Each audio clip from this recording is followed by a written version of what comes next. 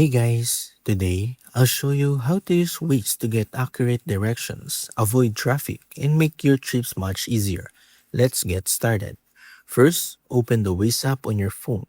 If it's your first time using it, allow location access so Waze can detect where you are in real time.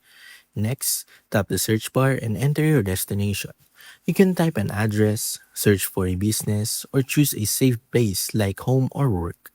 Once you selected your destination, tap Go.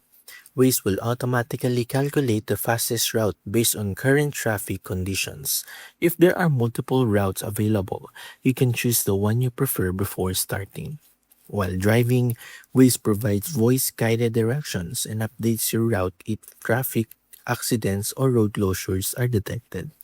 You can also report hazards or traffic to help other drivers. And that's how to use Waze. If this video helped you, don't forget to like, subscribe, and then see you in the next one. Thanks for watching.